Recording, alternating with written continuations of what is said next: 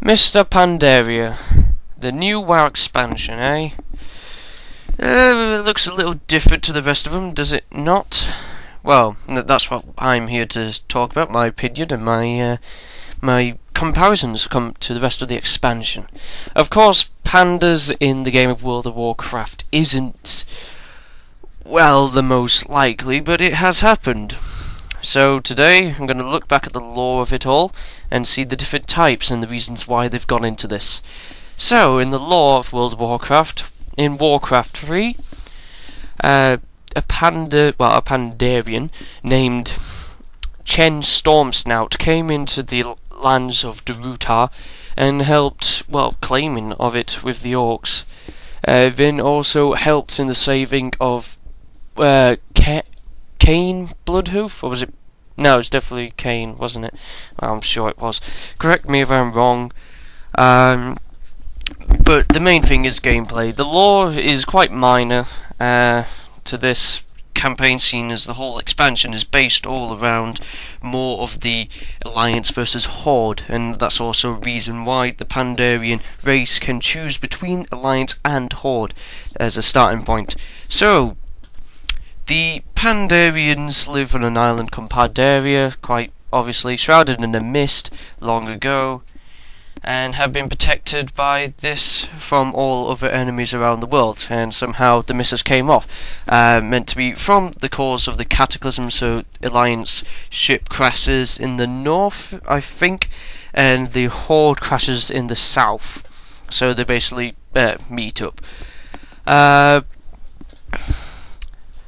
The starting area of the Pandaren class, well, race, they were set off on a giant turtle heading towards an island, and, well, they didn't know where they were heading towards, but the fact that they were on a turtle going off the mists of Pandaria suggests that something happened on Pandaria itself, either civil war or maybe one of their emperors became corrupt, maybe by an old god, because we haven't seen much from Enzaf yet.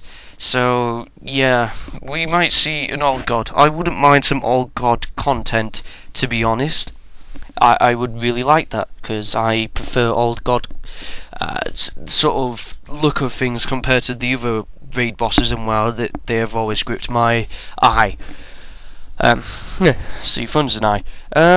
But the other things, so gameplay wise, you got the new monk, which is for all races except Worgen and Goblin.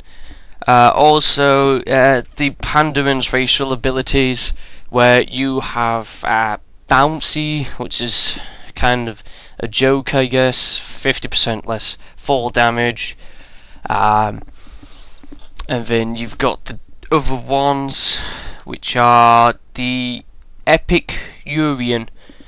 Increases stat benefits from food by 100%, and Gourmet, which is cooking skill, increased by 15. And Inner Peace, your resting experience bonus lasts twice as long. I don't know why, but I'm getting this vague sort of Chinesey feel here. Well, it's kind of obvious. The whole expansion is based around the Chinese continent. Well, China in general. So I don't mind that at all. I do love the look of the place, especially it does in the trailer show the different areas of it.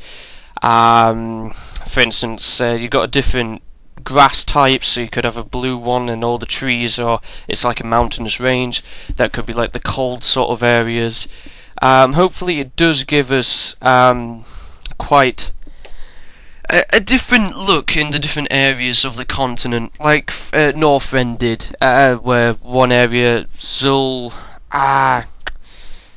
sorry if I can't remember, but I haven't been on it for quite a long time. Zuldrak, was it? I think it was. That looked completely different compared to the rest of them, like, for instance, Grizzly Hills, very concentrated on the tree and the grove, and then you've got Ice Crown, which is all dead and deceased, and then Storm Peaks, which you've got different machine technology embedded within the snowy mountains. So yeah, the other racial ability that I didn't say was Quaking Palm. It seems a bit cheesy to me. It just seems too much like Kung Fu Panda, that one. You touch a secret pressure point on an enemy target, putting it to sleep for 3 seconds. I mean, yeah, the whole Kung Fu Panda was based around that. I'm not saying that WoW copied off Kung Fu Panda, because people say the Pandarians were before Kung Fu Panda, seeing as Warcraft 3 was out before then. But the Pandarians haven't been introduced before that, so obviously they could have added something. Again, Bounce is also that same type, where it's again Kung Fu Panda. But you can't really say I'm wrong, because they are Kung Fu Pandas, are they not? But yeah, they do look quite cool. The only problem is how to integrate them with the role-playing system, but otherwise it should be okay. I mean, combat-wise, they do look alright. It's just the initial few weeks of them getting involved. People might like them, and some people aren't. I've seen on the forums that people aren't liking the actual, well, the pandas, and they say they will quit just because of the pandas. But they're saying that the content looks alright, which I have to say, with the community, the content does look pretty cool. Onto pet battle systems now. Like most other people have said, though, well, yeah, it looks a lot like Pokemon, does it not? You can upgrade your skills with it, and you have your own mini arena. Yeah, and you can also, well, I haven't actually been to BlizzCon myself, seeing as I'm in England. You can go out and catch them all, but now I don't know if that's true or not. You can find out-game pets. I doubt it, but hey, we don't know. People thought that the Mr. Pandaria itself was just a lie from Blizzard at first. Well, some people did, but hey, we'll have to see about that one. I'm not so sure about pet battles, but it will be integrated. It's not major. If you want to do it, you can. If you don't want to do it, then it's not might bother you, is it? Well, now the talent changes. That's also a bit of a biggie, is it not? The community did ask for lowering the amount of talents, yet we got a bit too low. Well, that's my thoughts of it anyway. The talents are too low.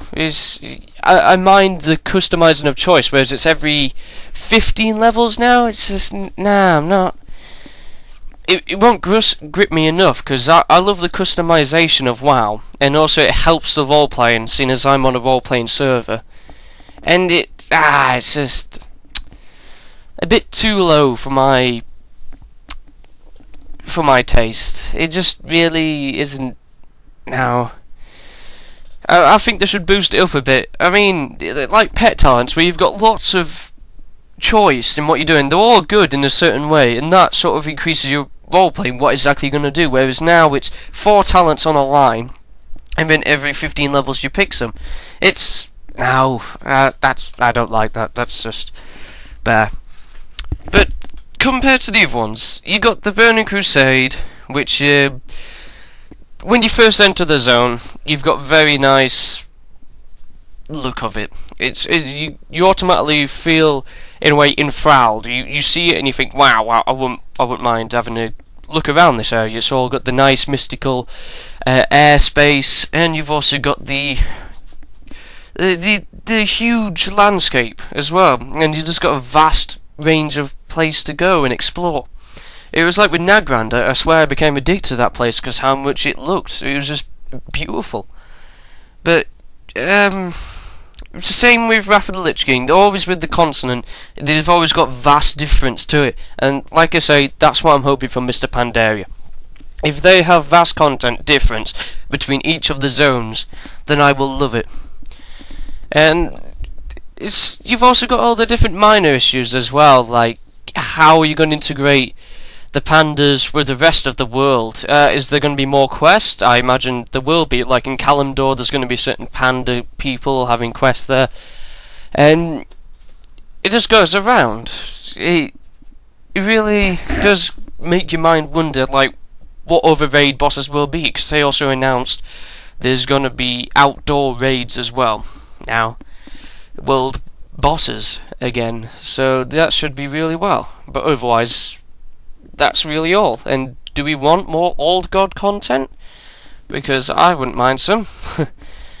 I've even thought of an old idea for an Old God, well, entire patch even. But the main thing is, well, it's just integrating it with the rest of the area, and how is the community going to react to it? That's what I feel for Blizzard. But anyway, I think you should tell me your thoughts and opinions, and also other comparisons over the new expansion. Leave in the comments if you want. Like and subscribe. I'll be giving more content of other things. Like I say, my preview.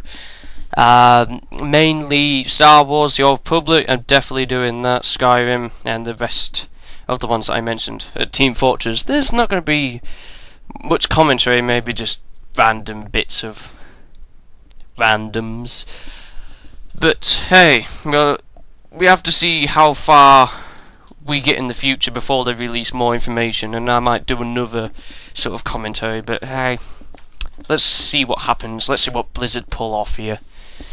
I really wish I had enough money for the year subscription though for Diablo 3, but damn, I haven't. That would be cool though. It would be cool.